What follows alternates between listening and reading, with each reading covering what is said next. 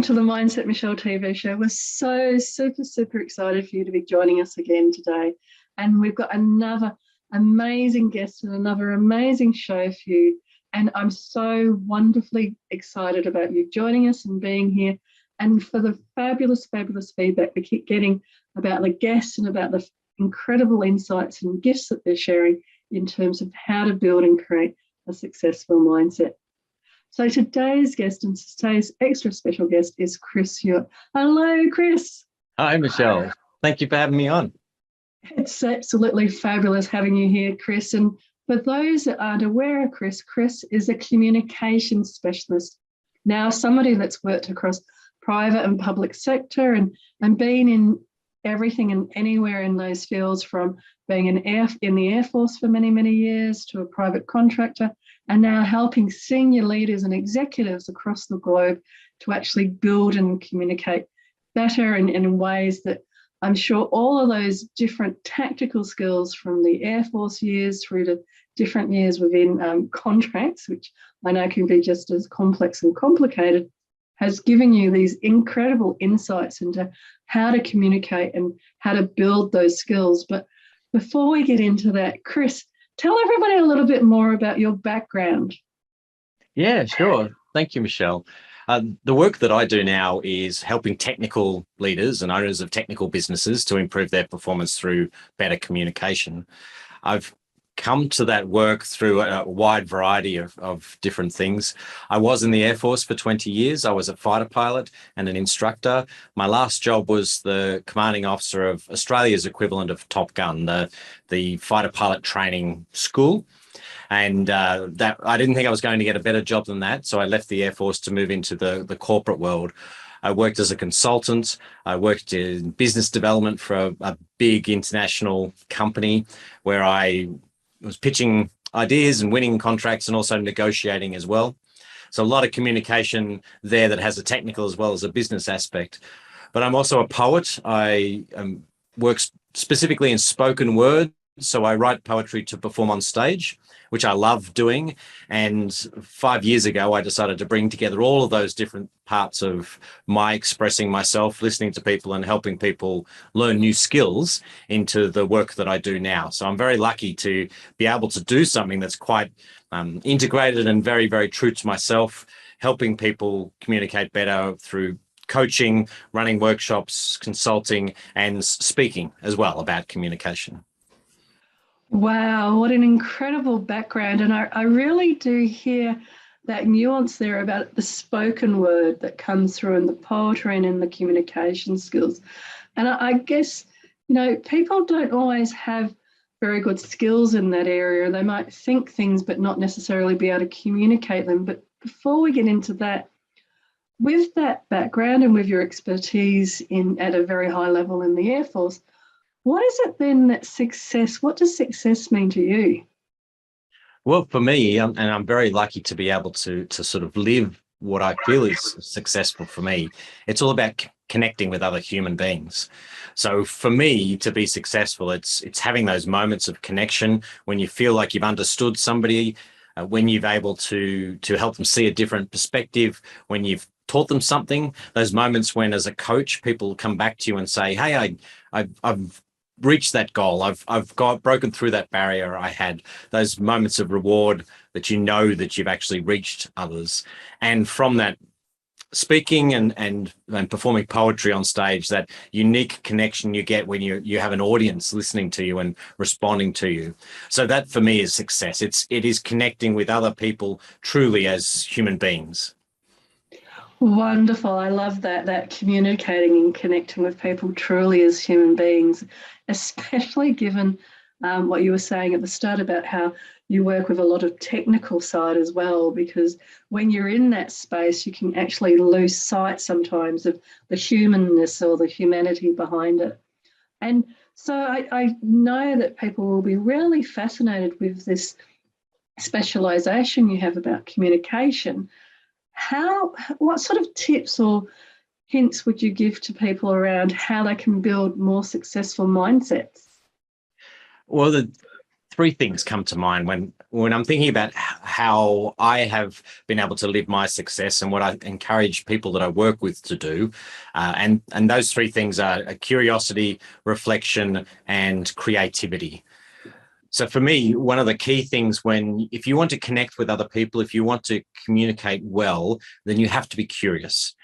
Curious in the way that you approach a conversation, in the way you approach a meeting, when you approach people.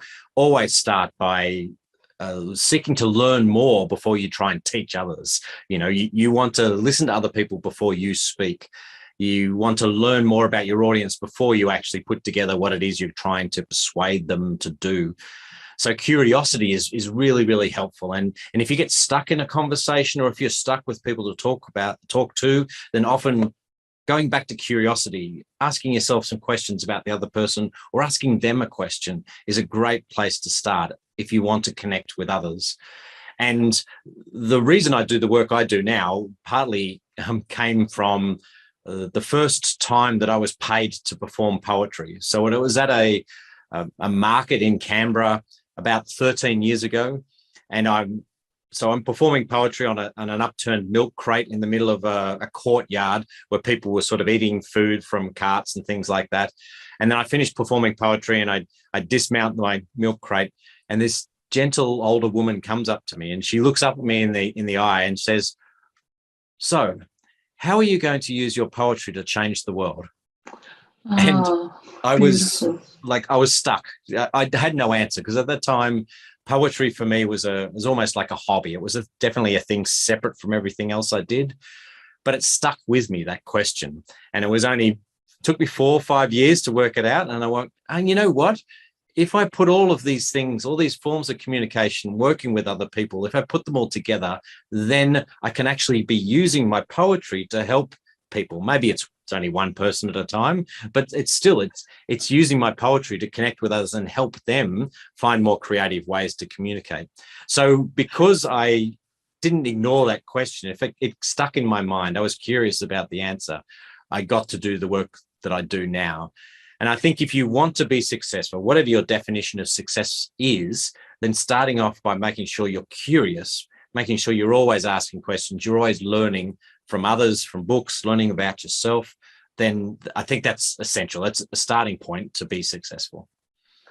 That's so true. And I really hear, and I really love that story that you were sharing around your journey into the poetry and the spoken word poetry, from that hobby side of things to being inspired by the lady at the market of how are you going to change the world. I think that that gift that you got given that day of how to step more and more into it. And it's interesting, up until I think it was it Biden's, was it President Biden when he was inaugurated, that they had the and I can't remember the lady's name, but the poet that got up and shared. It was really quite moving to have such a young lady, but also somebody sharing poetry.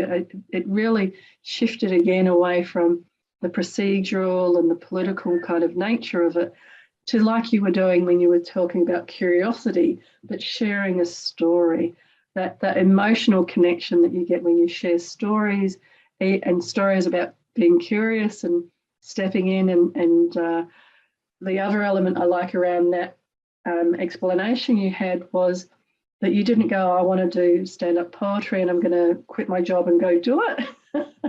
You were experimenting and being curious, like at the market, about how to start doing things in that space and growing and developing skills there. So do you remember the young lady's name? That Amanda Gorman? Amanda Gorman? Yes. Ah, fabulous. Thank you. I felt bad that I couldn't remember. For me, it was fabulous that you had something from the arts and not just, the latest popular singer, but something a lot more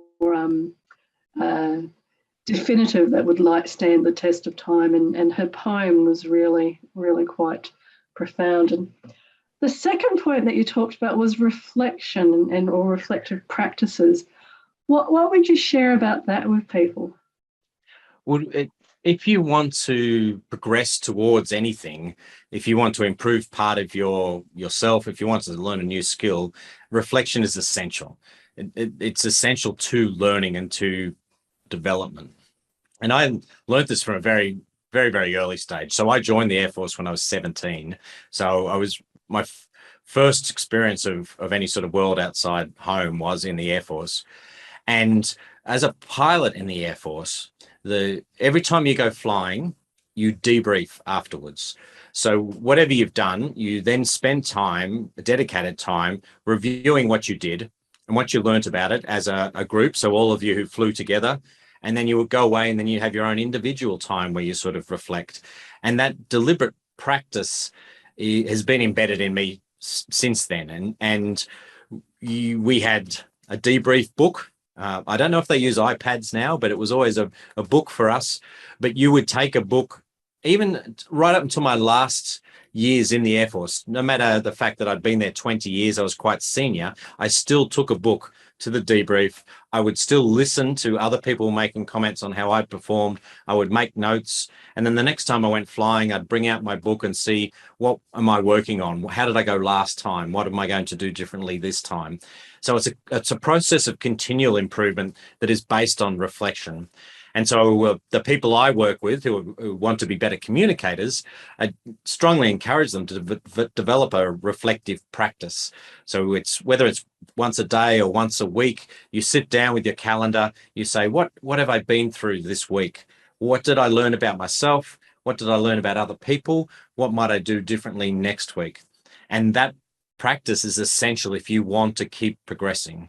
So if you want to have success, if you want to reach towards some sort of definition of being successful for yourself, it's essential that you regularly stop and reflect on the past and then turn it into something positive for the future.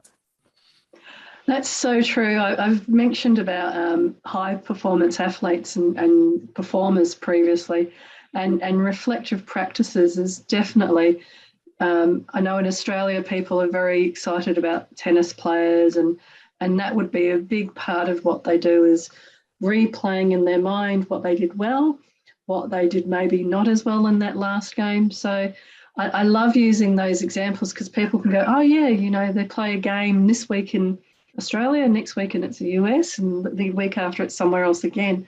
And they have to keep refining and refining every week, and noticing also in their performance the nuances of what shifts or changes. And I like your suggestion and your example from the Air Force, where after each mission you kind of were doing that reflective practice.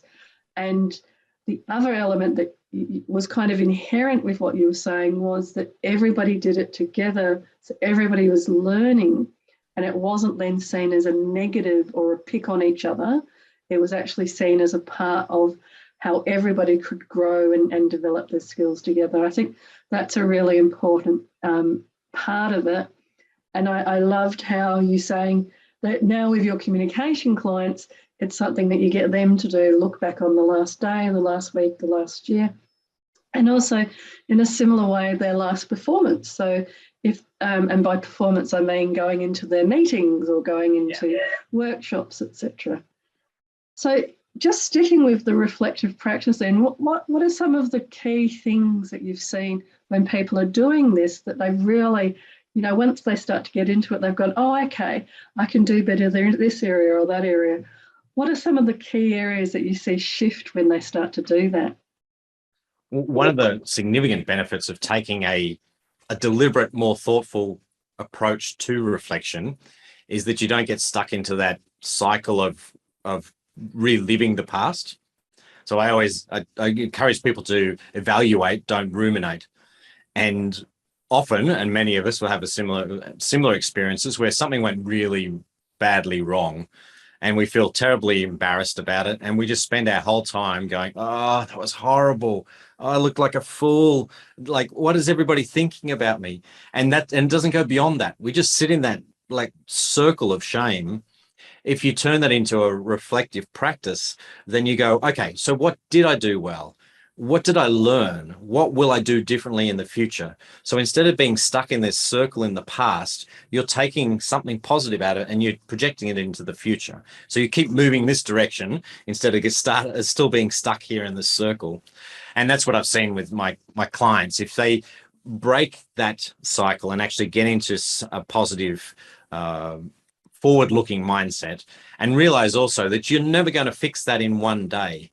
Like it's a progression of small steps. And so you have to pick what that small step is going to be. What's my small step for next week? And that's the way that we improve. We don't get stuck in the past. We keep progressing forward into the future.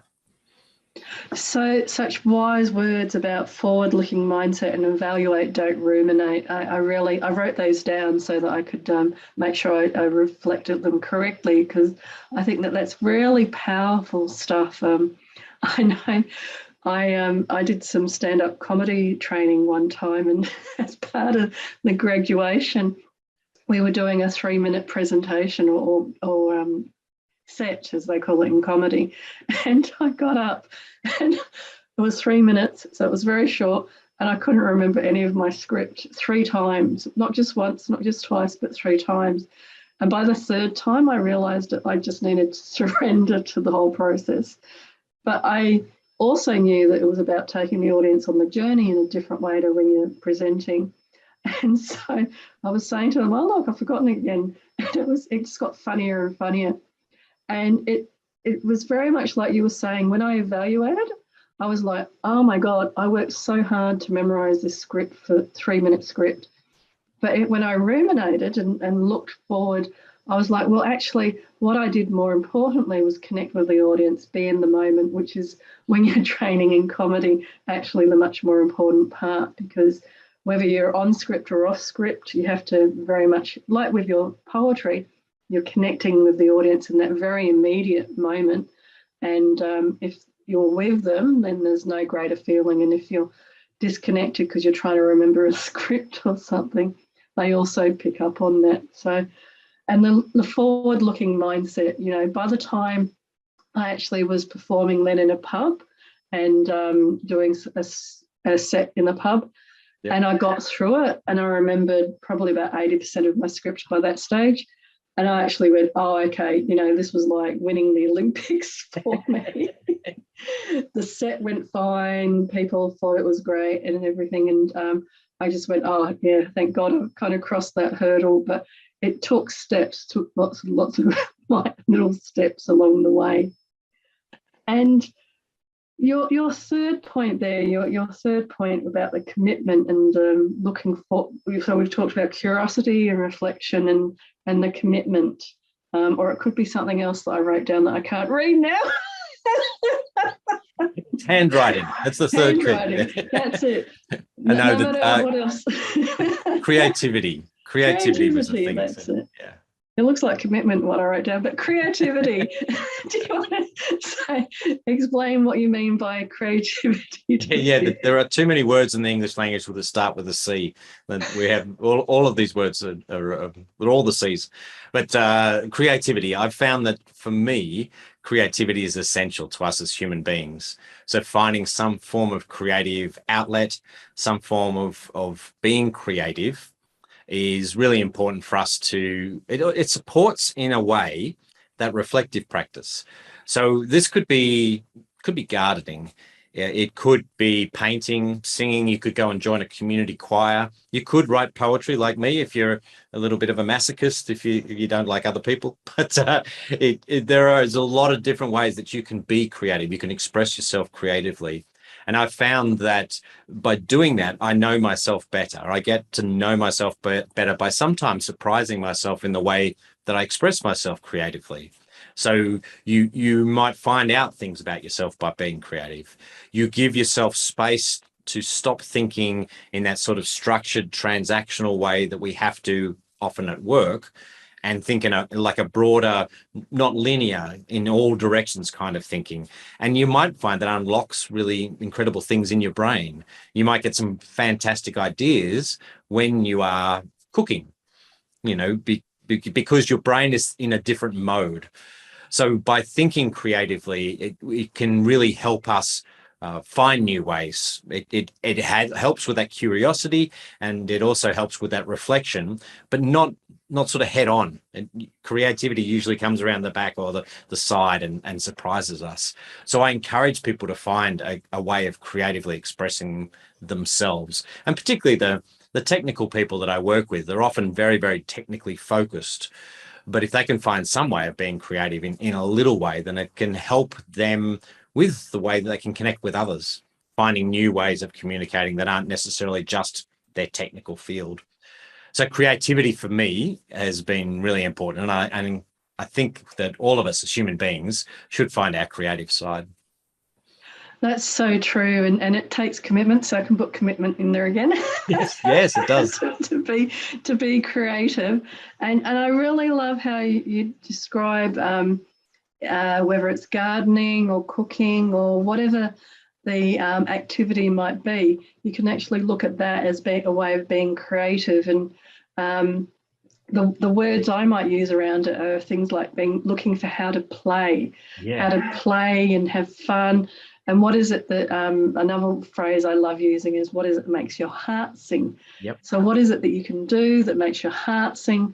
And for technical people, when we're working with them, we try to link, building a bridge, all of the different really, engineering, hard, mathematical and technical areas are actually also, even architecture, quite creative in terms of bringing together those forms and structures, in the same way that somebody baking a cake, they won't make a cake the same way in the same process any two times.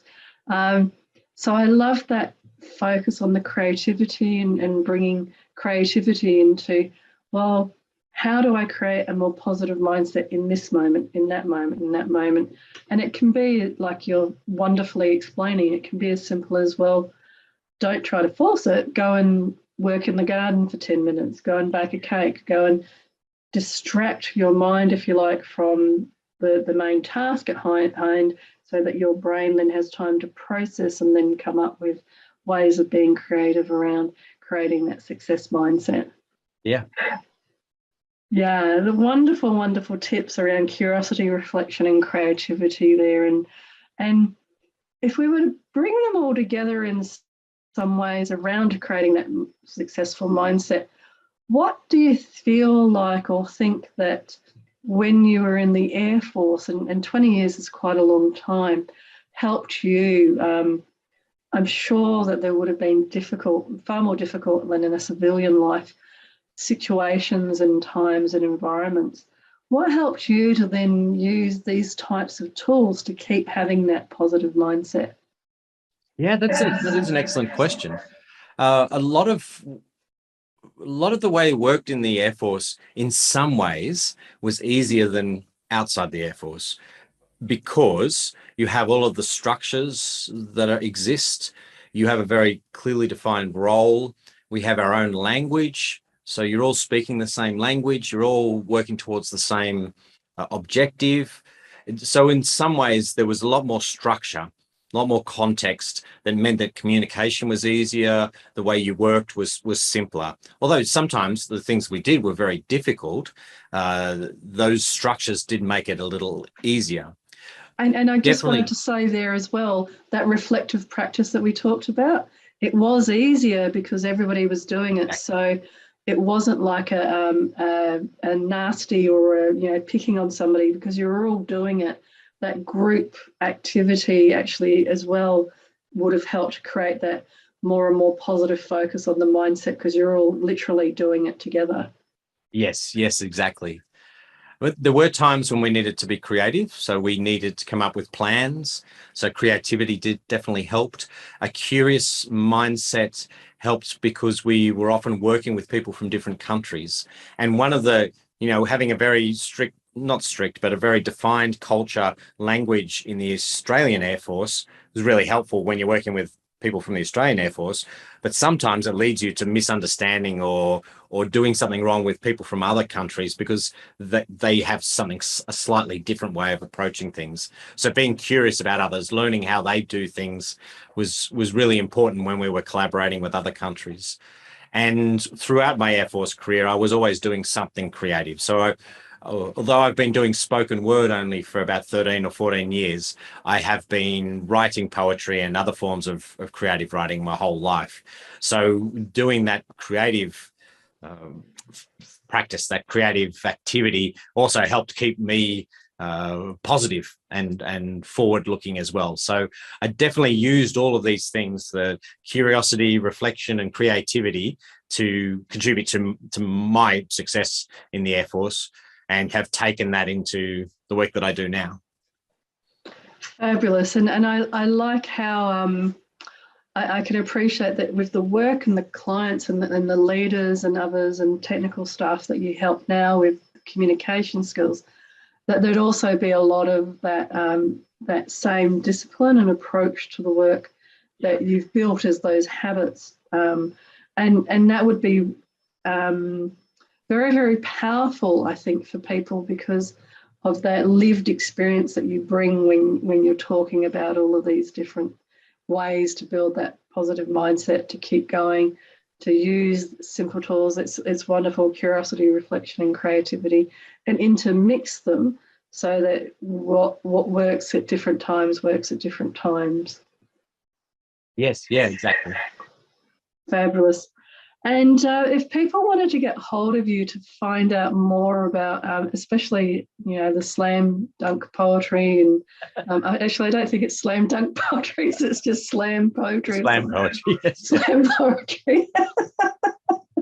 Slam dunk poetry. The slam poetry or communication skills, I'm sure there'll be veterans and others that are in the workforce now that could also, relate to somebody like yourself that would be able to help with communication for career or life or whatever. So what's the best way of getting hold of you, Chris? I'm very active on LinkedIn, so people will find me posting regularly on LinkedIn. So feel free to reach out and connect with me. My last name is spelled Huet, which I assume will be somewhere on the screen, but unusual spelling. So look for Chris Huet on LinkedIn. My company name is Understood. So I have a website at understood.net.au, and I have a speaker website at chrishuet.com. Where did Understood come from? Where did the company name originate? I was looking for a name that reflected clearly what I do and the value that I offer to people. And I think being understood is our ultimate goal. We want to be understood. There's understanding others, that curiosity, that listening comes first, but ultimately you want people to understand you. So Understood was the name that I picked.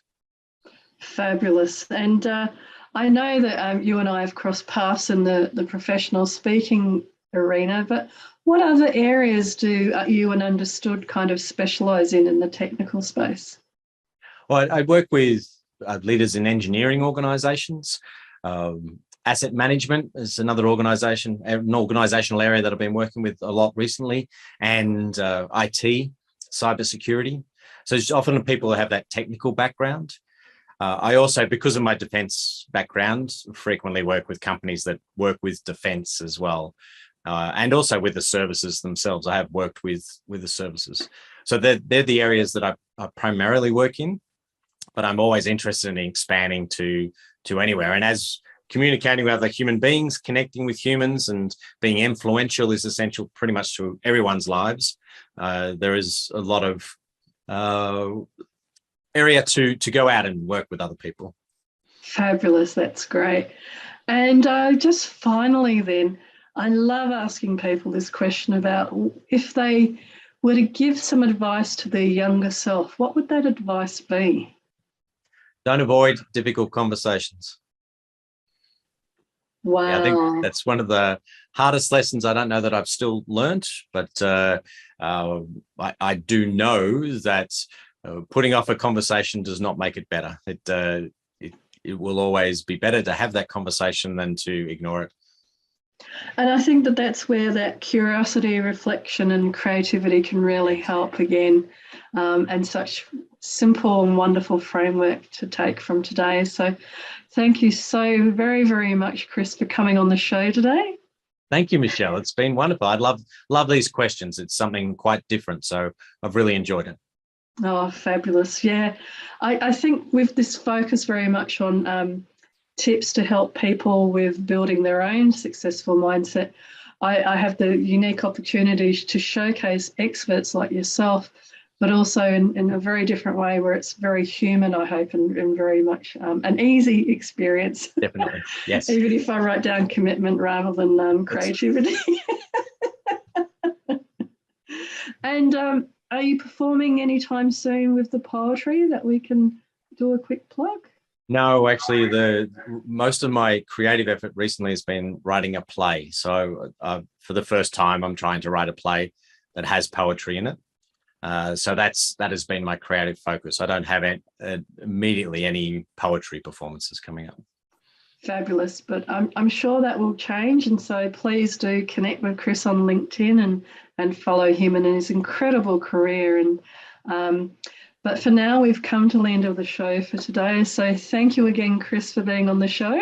Thank you, Michele. And thank you to all the viewers. It's been another wonderful, wonderful show. Hearing from so many different people. I really love being able to have a conversation with people like Chris and others to share how they have built and continue to live the skills and the habits that they're sharing around curiosity, reflection, and creativity in others, so that everybody can keep building those mindsets for success.